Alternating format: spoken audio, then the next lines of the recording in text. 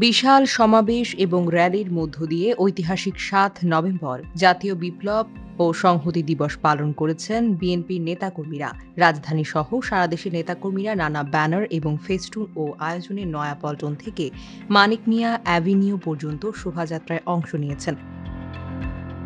শোভাযাত্রায় সাবেক ফ্যাসিস্ট প্রধানমন্ত্রী শেখ হাসিনাকে প্রতীকীভাবে খাঁচায় বন্দী করে উপস্থাপন করা হয়েছে। শুক্রবার ৮ নভেম্বর রাজধানী নয়াপল্টনে বিএনপির কেন্দ্রীয় কার্যালয়ের সামনে এই চিত্র দেখা যায়।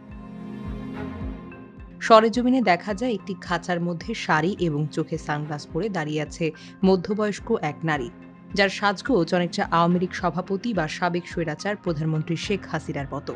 এই নারীর মাথায় চুলের বেনি করে আছে দুটি শিং। একই সঙ্গে তার মুখে রং এবং কৃত্রিম দাঁত লাগিয়ে রাক্ষসের মতো ফুটিয়ে তোলা হয়েছে। এছাড়া খাঁচার ভেতর ছিল কয়েকটি কৃত্রিম মানুষের কঙ্কাল।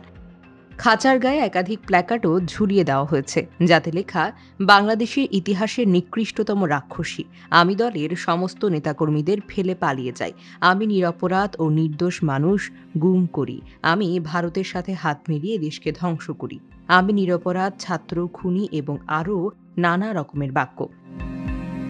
বিএনপির ভারপ্রাপ্ত চেয়ারম্যান তারেক রহমান এই কর্মসূচির উদ্বোধন করেন। বিএনপির দাবি, র্যালিতে ১০ লাখ লোকের সমাগম হয়েছে। দেশ জগৎ নিউজ ডেস্ক।